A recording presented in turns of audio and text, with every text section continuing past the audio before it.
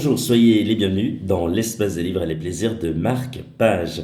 Votre invité à la radio et à la télévision, ça donne ça.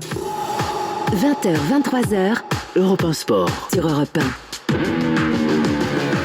Bonsoir à tous, bonsoir à toutes, ravi de vous accueillir sur Europe 1 chaque samedi, chaque dimanche, 20h, 23h, le sport prend le pouvoir et le football, beaucoup de football encore ce soir, une actualité très riche, très forte autour de l'équipe de France qui s'est imposée hier soir, c'est vrai contre l'Albanie, mais on va revenir dans quelques instants notamment sur ce qui a fait l'actualité ces dernières heures, le couac de l'hymne albanais qui n'a pas été joué dans un premier temps, on va vous expliquer tout ça et surtout débriefer. Et Anne-Marion, il y a une vraie question qu'on se pose aussi, mais depuis longtemps.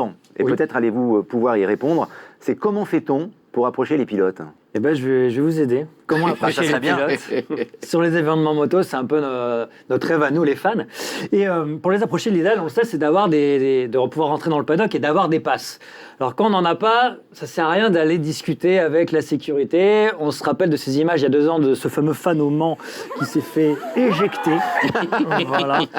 Alors selon les témoins, il avait une haleine de poney, ce qui peut expliquer le lancer de frisbee. On va excuser les vigiles. 20h, 23h, Europe 1 Sport sur Europe 1. Votre invité est natif des Bouches-du-Rhône, plus précisément de Marseille, titulaire d'une licence de droit. Il a plus de 30 ans, oui, 30 ans de carrière dans le milieu des médias. Un passionné de sport ou encore de poker. Il est également coach pour bien s'exprimer en public, notamment, vous l'aurez certainement reconnu, il s'agit de Lionel Rosso. Il vous présente son dernier ouvrage, Savoir bien parler en public en 5 jours, les secrets des médias enfin révélés aux éditions Solar, qui d'ailleurs, on en profite pour saluer et remercier Margot, qui se reconnaîtra et qui sans elle, cette interview n'aurait pu se faire. Lionel Rosso, bonjour et bienvenue dans la chronique de Guillaume Sautet. Bonjour Guillaume, merci de nous accueillir. Mais avec un immense plaisir, Lionel, c'est toujours une joie de vous y accueillir. Lionel, pour celles et ceux qui, il y en a encore, vous découvrent, racontez-nous votre expérience pour en arriver là, et puis notamment ses débuts dans le journalisme, c'est plus pareil que maintenant, on va dire, ou encore cette licence de droit que vous détenez. Quand j'ai vu le parcours, on peut se dire, oui, waouh, quel parcours, Lionel. C'est un parcours un peu hasardeux en fait, j'ai eu beaucoup de chance, c'est-à-dire que je ne me destinais pas véritablement au métier de journaliste de sport. Je préférais m'orienter vers l'animation, ce que je raconte dans l'ouvrage notamment, et ce pourquoi je fais un métier qui me permet de parler en public ou de parler à un public, c'est que je voulais faire comme Jean-Pierre Foucault. En étant natif de Marseille, Jean-Pierre Foucault à l'époque c'était la star qui est marseillais sur Radio Monte-Carlo qu'on écoutait avec ma famille. Donc je voulais faire comme lui. J'ai commencé d'ailleurs à faire comme lui et je suis venu au journalisme de sport un petit peu par hasard lorsque j'ai commencé à travailler et lorsque je me suis déplacé et lorsque j'ai déménagé dans l'est de la France, notamment à Nancy, où j'ai eu une proposition pour commenter des matchs. Et comme j'avais des facilités et passion pour le foot, j'ai basculé dans ce métier pour ne plus jamais revenir en arrière. Et voilà, les choses se sont faites comme ça. Puis par rapport à cette licence, parce que vous avez une licence, vous avez fait ça avant de démarrer, on va dire. Comment ça s'est passé? Comment c'est venu cette licence de dire tiens, allez, je vais faire une licence de droit. Vous vouliez avant faire du droit avant de vous orienter? Non, du tout. J'avais même pas l'envie de faire une école de journalisme pour me destiner au métier de journaliste. J'ai fait une licence de droit pour faire plaisir à ma mère. Je savais pas trop quoi faire après mon bac. Et je me destinais déjà à l'animation, je voulais déjà faire de la radio et de la télévision, mais ma mère est enseignante et elle a absolument tenu à ce que je fasse des études pour assurer une forme d'avenir, ce qui est très bien, ce qui était une très bonne recommandation, un très bon conseil.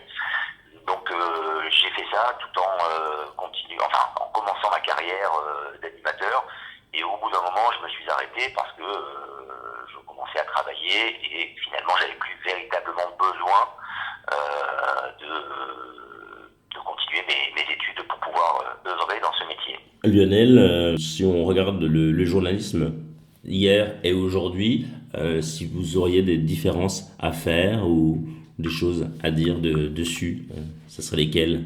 C'est vrai que beaucoup s'improvisent journalistes grâce aux réseaux sociaux, c'est-à-dire que les réseaux sociaux donnent un pouvoir et une audience plus ou moins importantes au commun des mortels. Et parfois les informations alors ne sont pas vérifiées. Il peut y avoir ce qu'on appelle, vous connaissez bien les fake news, les rumeurs, et on prend souvent ce qui est dit pour argent comptant. Donc on est assez loin du métier de journaliste, en effet, mais on peut s'improviser journaliste. C'est-à-dire qu'aujourd'hui la parole n'est plus diluée de la même manière et elle n'est plus dispensée de la même manière. Il y a une véritable évolution qui est une évolution technologique, une évolution sociétale. Il faut vivre avec, mais en effet, ça peut être un danger. Lionel, quand vous n'écrivez pas notamment, ou vous n'êtes pas à Europe 1 par exemple, qu'est-ce que vous aimez faire? Oui, quelles sont vos passions? Écoutez, je suis un gros consommateur de séries télé, donc je regarde beaucoup les séries télé, et puis sinon j'essaie de pratiquer du sport, notamment de la boxe anglaise. Mais sinon, je travaille pas mal quand même. J'ai de multiples activités, Europe 1 certes, mais beaucoup d'autres choses également. Oui. Du coup, voilà, mon emploi du temps est bien chargé. Vous vous ennuyez jamais? Jamais. Justement, le but c'est ça, c'est d'arriver à ne jamais s'ennuyer. Lionel, là, vous parliez notamment des séries. Oui, qu'est-ce que vous regardez en série, tiens, en ce moment? Ah, c'est intéressant ça. Bah écoutez, alors évidemment, je vais pas être original en vous disant qu'il faut absolument voir pour ceux qui n'auraient pas encore vu La Casa des Papel, ça c'est une certitude. Mais en revanche, je peux vous conseiller une autre série qui est un petit peu dans la même veine et qui a été produite et réalisée par aussi des Espagnols, qui s'appelle La Victime numéro 8, La Victima numéro 8. Et c'est vraiment une série magnifique qui est encore assez peu connue et qui est assez exceptionnelle. Donc c'est l'une des séries que je viens de voir tout récemment. Et ça se passe dans le Pays Basque avec un attentat terroriste qui se déroule à Bilbao. Il y a une forme de suspense et de manipulation politique qui est assez intéressante et c'est extrêmement bien produit. Bien, eh bien, écoutez, on va aller regarder ça. Mais cette série-là, non, je ne l'avais pas vue. Donc, grâce à vous, ça va me faire une nouvelle série en plus à regarder. Très bien. Ça, c'est génial. Vous avez peut-être vu aussi, tiens, je peux vous en donner une, je ne sais pas si après vous allez aimer, Le temps est assassin de Michel Bussy, là, qui passe sur TF1. Vous avez regardé ça? Non, j'ai pas regardé celle-ci. Non. Ben, c'est pas mal du tout. D'accord, Ouais. très bien. Merci du conseil. Voilà, on se donne des conseils. Lionel, on se dirige, là on imagine, puisqu'on est avec vous, chez vous, on se dirige tout droit vers votre bibliothèque, on est face à elle. Qu'est-ce que l'on va y retrouver notamment à l'intérieur de celle-ci? Dans ma bibliothèque, Ouais. on va trouver des choix très éclectiques. Ça veut dire soit des romans policiers pour les livres à lire assez rapidement, notamment, je ne sais pas si vous connaissez cette série écrite par Jacques Raven, Giacometti, Oui. l'aventure du commissaire franc-maçon Marcas. Donc ça, c'est très bien. Après, ça peut aller au soleil des Scordas de Laurent Godet. Je parle des livres récents, bien évidemment. Ou alors des livres références qui vont un peu accompagner pendant pas mal de temps, comme l'œuvre de Marcel Pagnol en étant originaire de Marseille, j'y suis très sensible, ou Tahar Ben Jelloun, L'Enfant de Sable, la littérature marocaine ou arabisante m'intéresse beaucoup. Et puis on trouvera aussi pas mal de livres de psychologie également, de communication non verbale notamment, ou de psychothérapie. J'essaie de m'intéresser un petit peu à ça, à l'hypnothérapie notamment, aux sciences cognitives. Donc on peut trouver des livres comme La fin de la plainte de François Roustan, qui était un hypnothérapeute très célèbre, très connu dans le monde entier. Donc c'est très, très éclectique, très divers. Voilà aussi, large choix dans votre bibliothèque, quoi. On peut trouver de tout, s'installer et aller chercher ce que l'on a envie. On peut même trouver des livres pour éventuellement supporter une armoire qui peut être bancale, vous voyez, pour pouvoir soutenir le poids de l'armoire ou de la table qui penche. Lionel Rousseau, intéressons-nous cette fois-ci à votre dernier livre qui, je le rappelle, est excellent. Franchement, c'est une pépite. Je l'ai dit, c'est une pépite. Savoir bien parler en public en 5 jours, les secrets des médias enfin révélés. C'est aux éditions Solar, qu'on remercie une nouvelle fois. Lionel, première question est très simple. Comment s'est passée, on va dire, pas la phase d'écriture, mais l'envie surtout d'écrire ce livre et de dire, oui, tiens, j'ai envie de faire un livre parce que je suis coach, parce que peut-être qu'on s'exprime pas forcément très très bien, et j'ai envie de proposer quelque chose de sympathique à lire, de pas barbant, hein, comme on le disait, et de présenter un truc sous forme de 5 jours pour bien parler en public. Comment l'idée elle est venue? En fait, elle est venue assez naturellement. C'est une synthèse de mes expériences de ces dernières années. Alors, en effet, ma carrière dans les médias, à la radio, à la télévision, mais à un moment donné aussi la rencontre avec le coaching et la prise de parole, l'animation de certains événements dans le monde de l'entreprise, et puis me rendre compte que le besoin pour des intervenants était vraiment très important sur la prise de parole par rapport au manque de confiance, par rapport à l'élocution, par rapport au verbe.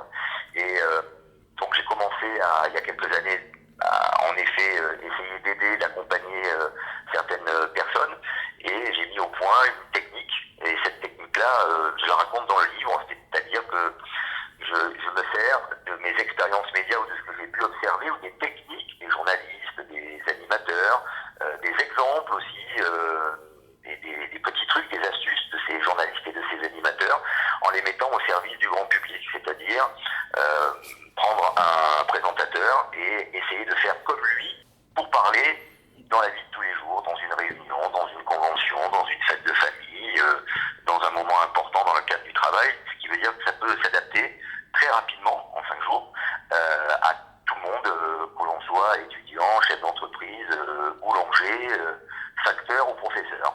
Comment s'est passée cette fois-ci la phase d'écriture en termes de chapitres et autres? Mais est-ce qu'il y avait un plan, hein? On sait que certains auteurs le font, là c'est pas forcément un roman, bien sûr, vous l'auriez donc compris, mais quand même, est-ce qu'il y avait un plan ou pas? Vous allez dire, voilà, dans la première partie je vais parler de ça, deuxième partie, etc. On rappelle que il y a 5, si je peux dire, thèmes, hein.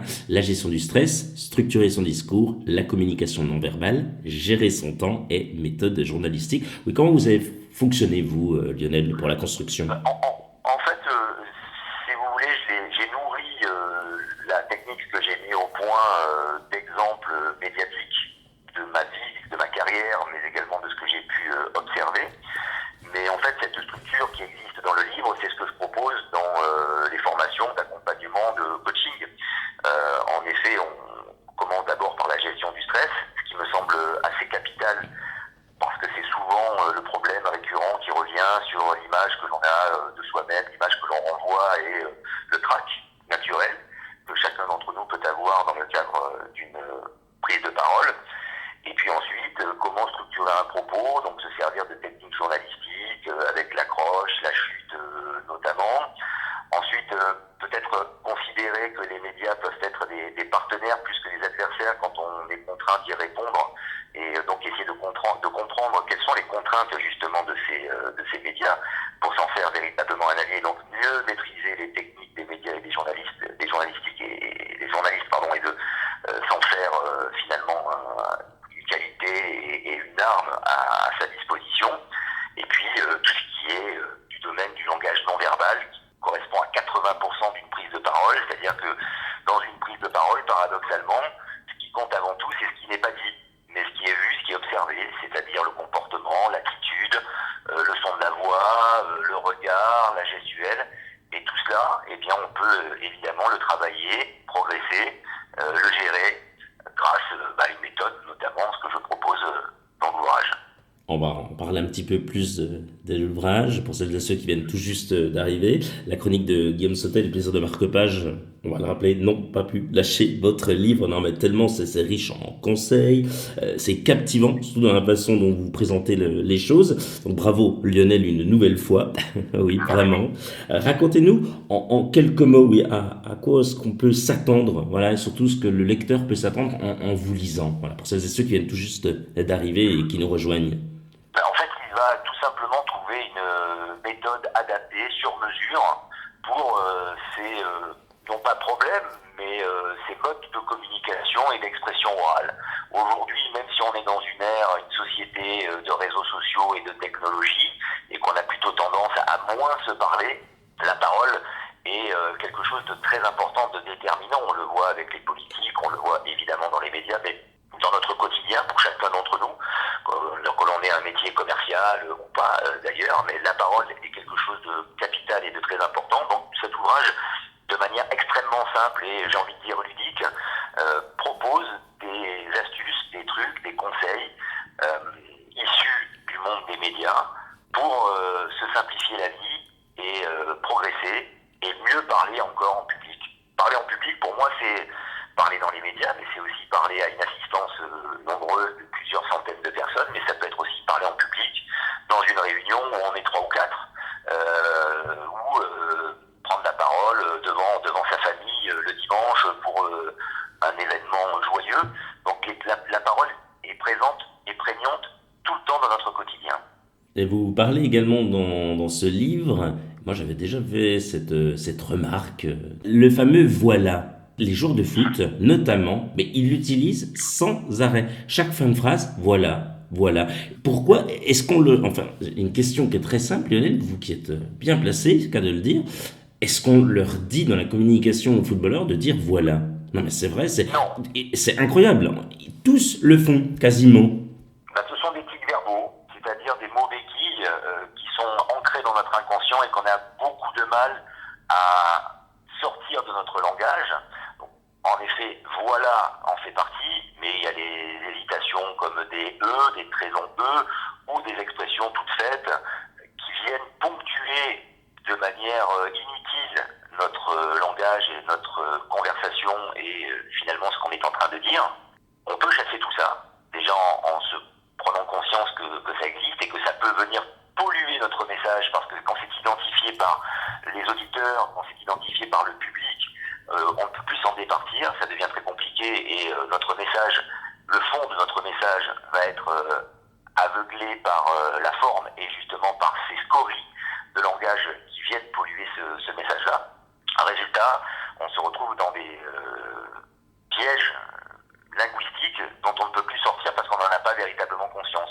Mais ça existe dans la vie de tous les jours, mais ça existe également à la télévision. Vous pouvez vous amuser d'ailleurs en écoutant la radio ou en regardant la télévision à détecter les petits tics de langage, les mots qui reviennent systématiquement dans la bouche, soit des invités, soit des animateurs, ou même des hommes politiques. Ce sont de très bons exemples. Quels sont vos projets pour la suite? Les projets, il y en a toujours beaucoup, évidemment. Bon, dans ma vie médiatique, la radio, évidemment, chaque week-end sur Europe 1, la télévision avec Eurosport, les sports mécaniques, et puis peut-être des projets de livres encore, peut-être plus axés sur le sport également, à l'approche de l'Euro cet été. Donc je suis en train de réfléchir à tout ça, et pourquoi pas donner une suite un peu différente à 5 jours pour, donc il y aura eu 5 jours pour bien parler en public, il peut y avoir 5 jours pour convaincre, par exemple. Ça peut être assez intéressant de proposer des expériences, des observations au grand public pour essayer de se désinhiber et trouver des pistes extrêmement faciles pour progresser dans la vie. Passons tout de suite à la minute cool, si vous le voulez bien, Lionel. Plutôt foot ou poker? Foot. Ah, sans hésiter. Là, ça va vous faire plaisir. Et à toutes celles et ceux qui sont dans les Bouches-du-Rhône, citez 3 mots qui, selon vous, définissent Marseille. La chaleur, les cigales et l'OM. Forcément. Allez, l'OM. La chose dont vous êtes la plus fière, c'est laquelle? La chose dont je suis le plus fier, mes enfants. Ouais, ben on les salue. Voilà. Ouais, c'est bien ça. Si tant est qu'on puisse considérer que ce sont des choses, d'être des êtres humains. Plutôt Cristiano Ronaldo ou Lionel Messi? Ronaldo. Quelle est la chanson dont vous êtes capable d'écouter en boucle? Aujourd'hui, je ne sais pas s'il y a encore une chanson que je pourrais écouter en boucle. En revanche, à une époque, j'écoutais vraiment l'œuvre des Pink Floyd. Ah, super. Et à un moment donné aussi, j'ai eu une période qui est très importante aussi dans ma vie, et je pense qu'en plus ça va vous parler, ça va parler à ceux et à celles qui nous écoutent. Je suis suis un très grand fan du groupe Ange, et donc j'ai écouté Ange et Christian Descamps pendant très très longtemps, donc je connais véritablement toute l'œuvre de ce groupe. Super, oui, quel beau souvenir, tiens. Si vous étiez un sportif célèbre, ce serait lequel? Michel Platini, mon idole. Enfin, Lionel, si vous aviez un rêve, ce serait?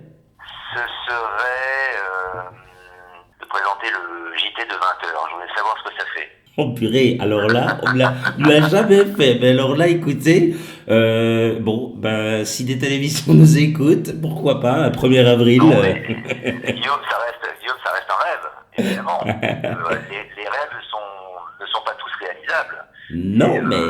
J'aimerais bien savoir ce que l'on ressent, en effet, quand on est à la tête de cette grand-messe de l'information. Et le poids de ces responsabilités doit être particulièrement intéressant. On le rappelle, 5 jours pour bien parler en public, le secret des médias enfin révélé. C'est signé Lionel Rousseau, c'est aux éditions Solar. Lionel, on vous remercie infiniment d'avoir été l'invité de la chronique de Guillaume Sautet, vraiment infiniment. Vous revenez quand vous le souhaitez, la maison est grande ouverte. Hein. C'est très gentil, merci Guillaume. Avec grand plaisir. On ira faire un petit tour du côté d'Europe 1, hein, bien en vivre. On viendra vous voir à l'œuvre. Rendez-vous très prochainement pour un nouveau numéro et de nouvelles aventures littéraires. Comme toujours, prenez soin de vous, bonne lecture, salut!